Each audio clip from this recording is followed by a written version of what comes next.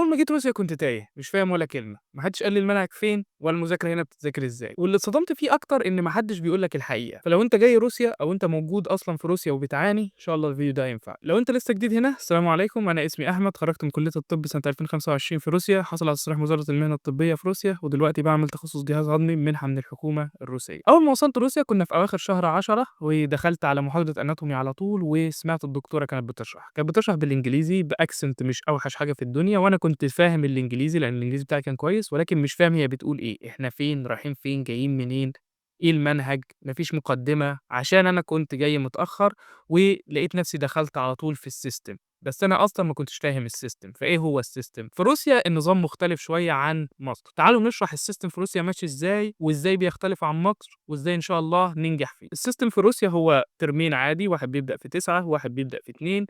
كل ترم من 3 ل4 شهور، عندك أجازة في الصيف، في الأغلب بتكون فيها تدريب شهر أو شهر ونُص على حسب السنة اللي أنت فيها، وعندك ميدترمات حاجات مساوية للميدترمات، وعندك final وعندك امتحان نُص السنة، خلّينا نسميه نُص السنة وهاشرح لكم هو إيه بيختلف عن نُص السنة إزاي. تعالوا ناخد مادة زي الanatomy ونشوف هتمشي فيها إزاي إن شاء الله لحد ما تعدّيها. أنت في أغلبية الجامعات الروسية بتدرس في أول ترم الanatomy، طيب بتدرسه إزاي؟ بإنك بتروح كل حصة أو كل section تحضر وتتسأل وتاخد درجة، الدرجة دي بتكون يا 2 يا 3 يا 4 يا 5، 5 ده إن أنت مقفّل، 4 حاجة زي جيد جدًا، 3 مقبول أو ناجح على الحركرك، 2 دي الصدمة، دي السقوط، 2 مش درجة كويسة، 2 أنت كده سقطت، ما فيش 1 وما فيش 0، ومعنى 2 ده يعني أقربوتكا، دي الكلمة اللي بتخوّف كل الناس اللي بتدرس في روسيا خصوصًا في الأول.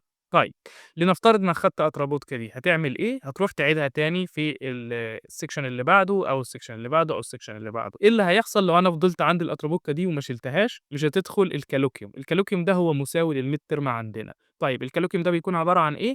بيكون عبارة عن تجميعة ل3، 4، 5 سكاشن، بتتسأل في ال3، 4، 5 سكاشن دول وبرضه بتاخد درجة 2، 3، 4، 5. لازم تعدّي الmidterm أو تعدّي الكالوكيوم عشان تقدر تخش الZAT-shot وهي مساوية لامتحان نُص السنة اللي أنا قُلت لكم هنتكلم عليه. طيب إيه هي الZAT-shot؟ أنت بتوصل في الآخر وتاخد الZAT-shot، تاخد الZAT-shot إنك تكون عدّيت كل الحصص، كل السكاشن، وعدّيت كل إيه، الكالوكيومات، فبتخش الZAT-shot تمتحن على الترم اللي أنت درسته ده كله، وبرضه بتاخد درجة 2، 3، 4، 5 بتاخدها في كتاب أزرق كده، الكتاب ده أهم من حياتك في روسيا، لازم بعد كل مادة الدكتور يمضي لك إنك خدت المادة دي أو إنك عدّيت المادة دي. طيب الZAT-shot هي تعدية أو مش تعدية، يعني يا عدّيت يا ما عدّيتش، مش هتفرق أنت جِبت 2 أو 3 أو 4 أو 5، اللي هيفرق في الامتحانات بقى وهنيجي للامتحانات بعد شوية. طيب الامتحانات بقى، الامتحانات بتكون على حسب المادة، في مادة ممكن تمتحنها بعد ترم، في مادة ممكن تمتحنها بعد ترمين، في مواد قليلة زي الأناتومي ممكن تمتحنها بعد 3 ترمات، فأنت خلّينا نكمّل في المثال بتاع الأناتومي، خلّصت السمستر الأولاني وخدت الزات شوت أو لا قدّر الله ما خدتش الزات شوت، طيب هتعمل إيه لو أنت ما خدتش الزات شوت؟ عندك أتشيسلينيا، عندك اللي هي الفرصة التانية، وبعد كده عندك الفرصة التالتة، فأنت عندك 3 فرص إنك تعدّي في المادة.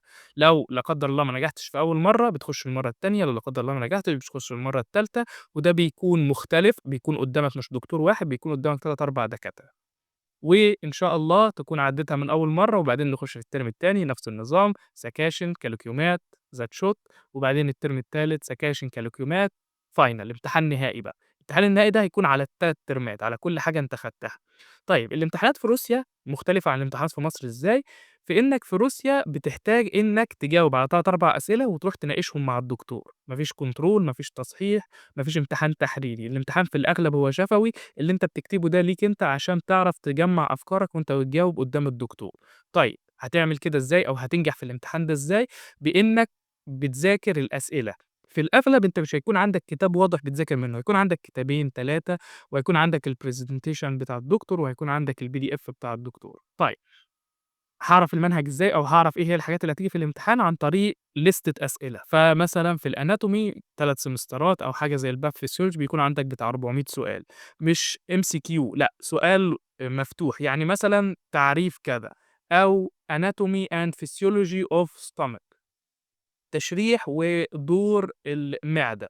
فأنت بقى إجابة سؤال واحد ممكن تاخد منك 3، 4، 5، 6 صفحات.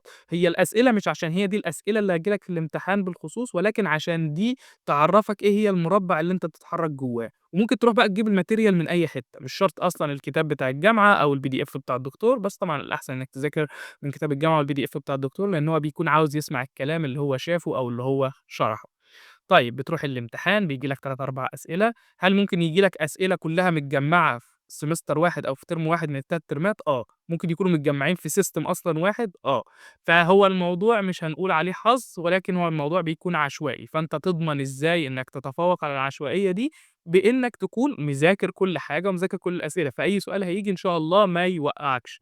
كان على طول في حاجة منتشرة ما بيننا يعني إنه ياه! جالي السؤال اللي أنا الوحيد اللي مش عارفه، هم كانوا 200 سؤال أنا ذاكرت 199 وجالي السؤال اللي أنا ما ذاكرتوش. فأنت عشان تتجنب ده ذاكر ال200 كلّهم. بتاخد الأسئلة بتجاوبها وتروح تناقشها مع الدكتور، بيسألك السؤال وأنت بتحاول تجاوب. هل بيسألك السؤال اللي عندك بس في الورقة؟ لأ، بيسألك حوالين السؤال. وفي حاجة لطيفة أو مش لطيفة على حسب أنت بتفهمها إزاي، الدكاترة في روسيا بتعملها. بتعمل إيه؟ بإنها تسألك سؤال، بعد كده تسألك سؤال أصعب، بعد كده تسألك سؤال أصعب، بعد كده تسألك سؤال أصعب. مش عشان يرخموا عليك ولكن عشان يشوفوا مدى فهمك للمادة أو مدى فهمك للفكرة دي في الطب. وهُم بيحبوا أوي إن هُم يفضلوا يضغطوا عليك، تاني مش مازوخية ولكن عشان هو عاوز يشوف مدى فهمك، وده بيخلّيه يحبك يعني أو يكون مُعجب بيك، عشان يدّيك درجة مش عشان يعني يتجوّزك ولا حاجة. فالدكتور لو لقيته بيضغط عليك أو بيسألك أسئلة صعبة، ده مش إن هو شرير أو إن هو عنصري تجاه العرب أو الحاجات دي، ولكن هو بس عاوز يشوف مدى فهمك. لو خَد منّك الإجابة وقال لك تمام وراح رازعك ال3، ده معناه إن هو بس شايفك إنّك عندك الحد الأدنى أو إنّك صعبت عليه أصلًا وعاوز يعدّيك وخلاص. فأنت تفرح لمّا بتلاقيه بيسألك أسئلة أكتر وأسئلة أعمق. ده النظام ودي الامتحانات. إزاي بقى تنجح؟ تجيب الأسئلة تذاكرها من أول يوم، مش قبل الامتحان بشهر، لإن زي ما قُلنا في مواد ممكن الأسئلة توصل فيها ل300 و400 سؤال، فأنت مش هتعرف تذاكر دول في شهر، مش هتعرف تذاكر دول في شهرين. أنت اشتغل عليهم من أول يوم. احضر كلاساتك، احضر الكليكيومات، واحضر المحاضرات. المحاضرات ما ذكرتهاش في النظام، ولكن أنت بيكون عندك سلسلة من المحاضرات ما بيكونوش كتير، بيكونوا مختارين مواضيع من المنهج مش كل المواضيع، ودكاترة القسم بيشرحوها. في محاضرات بتكون كويسة، في محاضرات ما بتكونش كويسة. أنا بصراحة ما كانوش بيدّوا الغياب في المحاضرات، فما كنتش باروح عشان نبقى صادقين يعني. ولكن في أماكن أو في دكاترة هيكونوا كويسين، فممكن تروح تحضر المحاضرات وتستفيد باللي هم بيقولوه. حاجة كمان هتساعدك إنك إن شاء الله تتفوّق، إنك تعتمد إنك تستخرج المعلومة من دماغك، مش إنك تفضل تحشي دماغك. يعني مثلًا أنت جاوبت على السؤال، من المرّة الجاية لمّا تيجي تذاكر ما تقراش الإجابة بتاعتك، لأ، اسأل نفسك السؤال وحاول تجاوب من غير ما تقرا. ليه؟ لإن ده بيدرّب مخّك إنك تستعيد المعلومات، لإنك في الامتحان هتبقى عاوز تستعيد المعلومات، مش هتبقى عاوز تقرا الحاجة اللي أنت ذاكرتها أو الحاجة اللي أنت كتبتها. فمجرد كتابتك لملاحظات أو كتابتك مثلًا للتعريف أو كتابتك لأي حاجة، ده ما بيدلش إنها خلاص بقت في مخّك. فأنت محتاج إنك تستخرج المعلومة من مخّك وتدرّب نفسك على إنك تجاوب من دماغك. تالت حاجة افهم أكتر ما تحفظ. أنا عارف إن في الأغلب الطب أغلبيته حفظ وأنا موافق مش مختلف يعني، ولكن افهم اللي أنت بتحفظه. أنت هتحفظ بس حاول تفهم اللي أنت بتحفظه. ليه؟ لإن ده هيسهّل عليك الحفظ أول حاجة. تاني حاجة هيخلّيك قادر تتحرّك، لإن زي ما قُلت لك أنت مش هتروح بس تجاوب على السؤال، أنت هتجاوب على أسئلة حوالين السؤال. عمري في حياتي في 6 سنين ما دخلت امتحان والدكتور سألني السؤال وجاوبت وقال لي تمام. لأ، سأل لي السؤال وجاوبت وخَد منّي كلمة في الأغلب بتبقى غلط ويسألني عليها. ف عشان تكون عارف تدور مع الدكتور، وعشان الدكتور ما يزنقكش بأول سؤال ممكن يسأله لك. فمجرد الحفظ بس مش هيكون كويس. وطبعًا أهم حاجة في الموضوع الفهم ده إنك تكون متمكن من اللغة، سواء بتدرس بالإنجليزي أو سواء بتدرس بالروسي. فأهم حاجة أهم من كل ده إنك تتقن اللغة اللي أنت بتدرس بيها. أنا ساعدني جدًا إن أنا كان الإنجليزي بتاعي كويس، فكنت حتى مش هاقول لك يعني باهبد أو باهري، ولكن باخد كلمة مثلًا من الدكتور قالها وأدّيها التعريف بتاعها بالإنجليزي. ساعات كانت بتنفع، ساعات ما كانتش بتنفع، ولكن الإنجليزي كان بيساعدني جدًا إن أنا كويس. فبس كنت مركّز على الطب أكتر ما أنا مركّز إن أنا أترجم وأركّز في اللغة. وبعدين لإن الروسي بتاعي ما كانش أحسن حاجة وأنا باحضّر لامتحان مزاولة المهنة، فالروسي كان بيعيقني أكتر من إنه كان بيساعدني، عشان ما كنتش متمكن من اللغة أوي. فأنا جرّبت الاتنين، جرّبت إن أنا أكون متمكن من اللغة اللي بادرس بيها، وجرّبت إن أنا أكون مش متمكن باللغة اللي أنا بادرس بيها. وهاختار كل مرّة إن أنا أدوس بلغة إن أنا أكون متمكن منها أكتر من إن أنا ما أكونش متمكن منها. في حاجتين مهمين عاوز أتكلم عليهم بيكونوا في عقلية الطالب بيقللوا من فرص نجاحه أو حتى بيخلّوه غير سعيد حتى لو هو نجح. أول حاجة الzero sum fallacy، أنا قُلتها بالإنجليزي طبعًا عشان أتنطط عليك. لا والله حاشا لله، أنا بس باقولها كده عشان هي ما لهاش اسم بالعربي. تعريفها إنك فاكر إنك عشان أنت تنجح لازم حد يسقط، ولو حد تاني نجح ده معناه إن أنت هتسقط. فأنت فاكر إنك على طول في منافسة مع الناس اللي حواليك، ونجاح الناس التانية معناه فشلك، ونجاحك أنت معناه فشل الناس. مثال على ده إنك مثلًا معاك PDFات حلوة، أو أنت حضرت المحاضرة وخدت ملاحظات، وبعدين جيت قبل الامتحان بساعة وقُلت لهم خدوا يا جماعة الPDF ده مهم أوي. ليه الخباثة؟ ما إحنا فاهمين إنك بتتخابس وعاوز تطلع شخص كويس كمان. فالفكرة دي بتخلّيك شخص سام، وبتخلّيك شخص مش محبوب من الناس اللي حواليك. إحنا مش جايين نتحبب من الناس اللي حوالينا، ولكن بتبقى حاسس الناس اللي حواليك مش طايقاك، حتى لو أنت شاطر، حتى لو أنت ذكي، حتى لو أنت أحسن واحد، ولكن الناس اللي حواليك عارفة إنك كلب درجات، فاهمني؟ بتروح بقى، وفي روسيا بالذات الموضوع ده ما أعرفش في مصر هو إزاي، لإن أنا ما حضرتش جامعة في مصر. تلاقيه بقى يعني إيه، كلب الدكتور، يعني خُد دكتور قهوة، الدكتور يكح الله دي أحسن كُحّة في التاريخ، الدكتور عطس ما حدش عطس قبلك قبل كده. فالعيال دي، مش العيال بقى، الدكاترة دي بتنجح وبتجيب درجات وبيكونوا حلوين، ولكن بيكونوا مش راضيين عن نفسهم أو راضيين لإن هم بيحكوا لنفسهم قصة بقى، أنا صحيت وحضرت وأنت ما حضرتش، أو أنا ذاكرت وأنت ما ذاكرتش. إحنا ما بنطلبش منهم إن هم يغششوا الناس، ولكن بنطلب منهم إن هم يكونوا سالكين. يعني معاك حاجة شاركها مع الناس، حد سألك على حاجة ادّيها له، ما تخبّيش الكتاب وما تخبّيش المعلومات، لإن الكتب والحاجات دي أول حاجة مش أنت اللي كاتبها، مش أنت اللي بادعها يعني. تاني حاجة، لو حد نجح ده مش هيخلّيك تسقط، لو حد يا سيدي جاب درجة أعلى منّك ده برضه مش هيقلل منّك في حاجة، ربنا وفّقه، هو أذكى، هو اجتهد أكتر.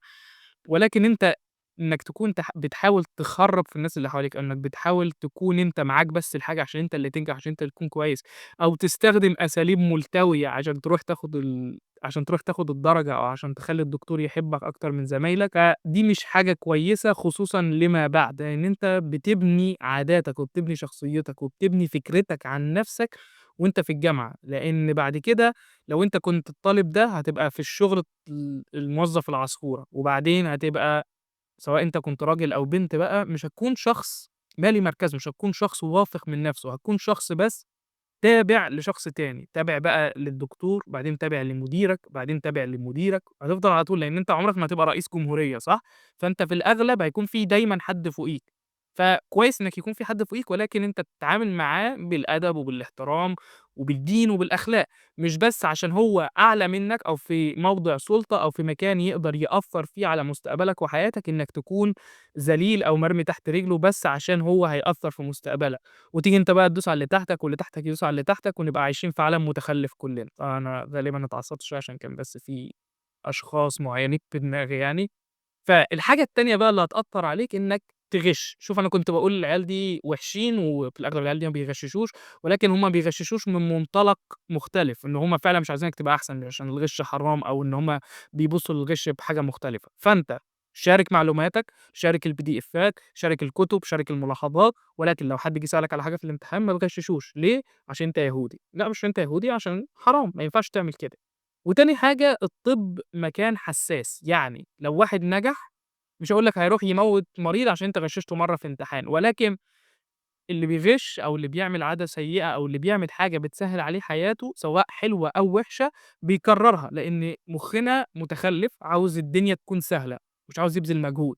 فلو شاف إن هو ممكن ينجح في امتحان بإن هو يغش، أو إن هو يبُص في التليفون، أو إن هو يعمل حاجة زي كده، فيقول خلاص أنا مش محتاج أذاكر، هاعمل كده تاني وهانجح تاني ما دام وصلت للنتيجة من غير مجهود، من غير ما أتعب نَفْسي. إيه اللي يخلّيني أتعب نَفْسي المرّة الجاية؟ وده بيغيّر فكرة الشخص عن نَفْسه، يعني هو بيبقى عنده ثقة زائفة في نَفْسه، يعني هو بيفكّر إن أنا بانجح وباجيب درجات كويسة، خصوصًا لو هو من العيال اللي عايزة تجيب 5 بالغِش دي. يعني مثلًا يبُص في التليفون يقول بس أنا بصّيت في حاجة بسيطة عشان أجيب 5، فهو في دماغه هو طالب ممتاز، هو طالب شاطر وبيجيب خمسات بس بالغِش، فييجي بقى يتحط في موقف حقيقي، التليفون مش هينفعك ساعتها، أو يا سيدي هينفعك أول مرّة، تاني مرّة، بس تاني هتوصل في مرّة الغِش ده هييجي ويقرمك من عضو معيّن. يعني لو الناس في الطب عارفاه اسمه الgluteus maximus، فأخواتي في الطب عارفين أنا لو اتكلمت هيقرموا منين بالضبط يعني. فبعدين لو غشيت أول حاجة أنت بتعصي ربنا سبحانه وتعالى، تاني حاجة أنت بتحُط نَفْسك في خطر في المستقبل، حتى لو عدّت مرّة و2 و10 هتيجي برضه وهتقرمك من الgluteus maximus بتاعك. ده كان كل اللي عندي، اعملوا لي follow على الإنستجرام @دكتور فرج، ممكن نتكلّم مع بعض لو أنتم عندكم أي أسئلة. أشوفكم الفيديو الجاي، سلام عليكم.